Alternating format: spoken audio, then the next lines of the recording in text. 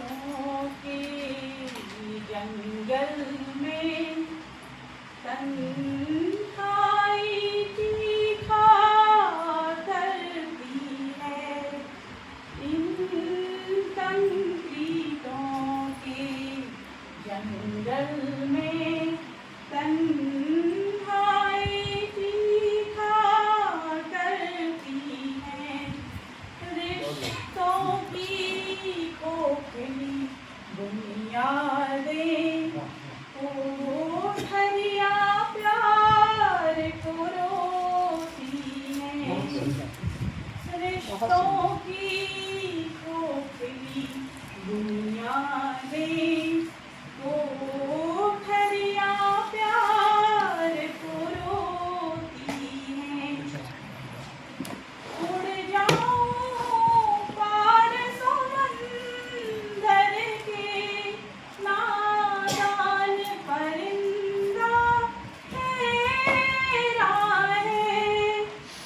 उड़ जाऊं पार समंदर के नादान परिंदा है राहें। फिर शाम ढले हारे पंखों से रोज की मानिंद लौटा है। रोज की मानिंद लौटा है। आशियाने की तलाश में उड़ान को आगाज तो मिले। आशियाने की तलाश में उड़ान को आगाज तो मिले। क्या पार समंदर के देखे इन पंखों को परवाज़ मिले।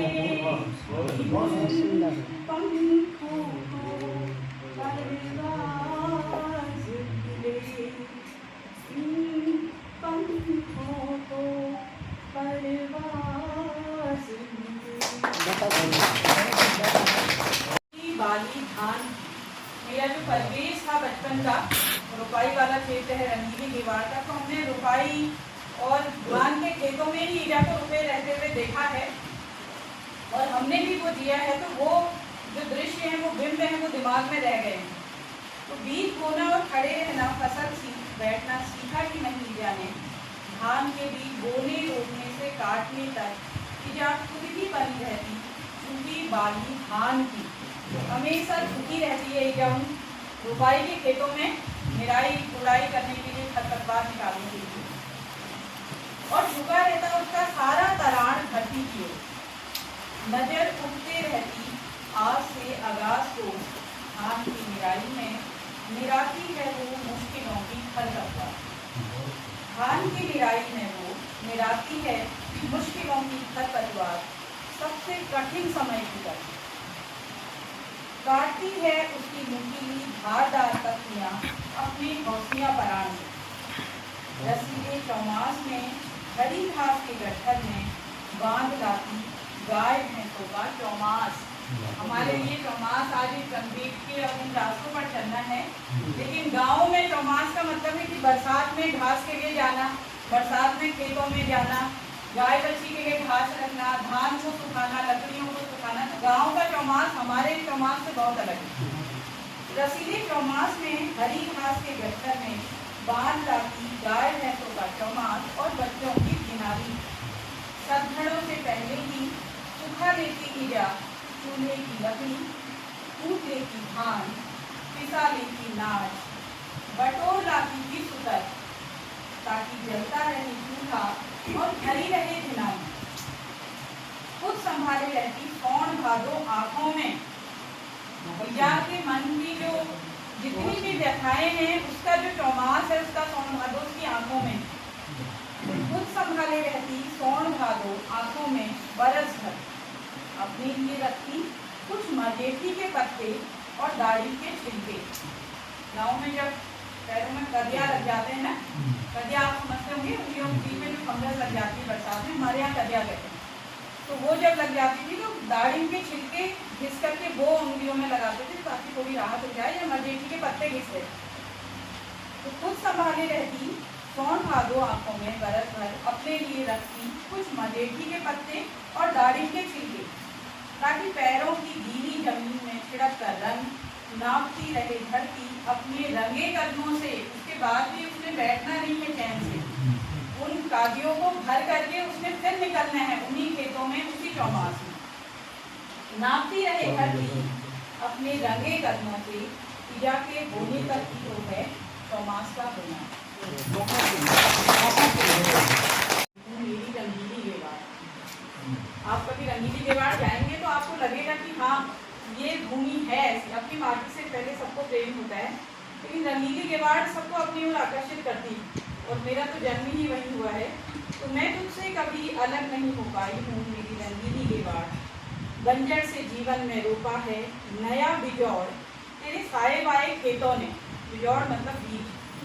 बंजर से जीवन में रोपा है नया बिजौड़ तेरे साए बाए खेतों ने, राड़े के फूले खेतों का पीला रंग नहीं गया मन से। राड़े के फूले खेतों का पीला रंग नहीं गया मन से, बसी रही है मेरी देह में उसकी गंध। संगीत बन बहती रही रामगंगा, और साथ साथ बहती रही मैं, और साथ साथ बहती रही मैं, रूड़ में होशिया पराण, रूड़ में होशिया पराण। आम और बरखा में बिजौड़ के साथ मुल्क में तैयार हो रहे होंगे साए बाए के। किसान हौसिया मन की जुट गए होंगे धरती पर रोपने को बीज अपनी हाथ के। धरती पर रोपने को बीज अपनी हाथ के। सुबह सवेरे हलवाहों के कंधों पर सजे होंगे हल, जिनकी हथेलियों पर ही पकती है नाज की बालें। सुबह सवेरे हलवाहों के कंधों पर सजे होंगे हल, जिनकी हथेलियों पर भी पकती है नाज की बालें। औरतें अपना सारा तरान और माया लिए चल दी होंगी साथ, सींचने बोने श्यार और मायालू संसार। सींचने बोने श्यार और मायालू संसार, रुपयारों की घात बुलाती होंगी होशियार किसानों को। सुबह सुबह रुपयार आवाज लगाते थे कि आज हमारे खेत में चलना है, तो आओ हो करके आवाज लग जाती थी। तो रुपयारों की धात बुलाती होंगी होशियार किसानों को, धरती करती है प्यार इन होशियारों से। धरती करती है प्यार इन होशियारों से। अशोक मेरी बात से अपने को जोड़ पा रहे होंगे, क्योंकि अशोक भी उसी रंगीली गेवाड़ के लाल हैं। मिट्टी में सनबन पैर थिरकते होंगे उत्साह से, अपनी मिट्टी में बने रहना तो सबसे अहम है आज के समय में। अपनी मिट्टी में बने रहना ही तो सबसे अहम है आज के समय में। आगाज को लगी नजरें बादलों की छाता ढूंढकर ओढ़ लेने को आकुल होंगे परान। जब धूप लगती थी बहुत ज्यादा, तो ऐसा लगता था कि कोई बादल आ जाता और थोड़ी सी छाया हो जाती। तो आगाज को लगी नजरें बादलों की छाता ढूंढकर ओढ़ लेने को आकुल होंगे परान। रुपयारों के सुरताल भूमि के बुनियाद को धार देकर जीवन की लय में घोल रही होंगी संगीत। दगड़ुओं संग मिट्टी उछाल भीगने भिगाने का दौर आज के कीचड़ उछालने के दौर से इतर। आज का जो दौर है वो केवल कीचड़ उछालने के लिए हो गया है, लेकिन हमारा जो हमने जो बचपन किया था तो दगड़ुओं के साथ मिट्टी तो उछालते थे, लेकिन केवल उमंग के लिए, किसी पर आक्षेप करने के लिए।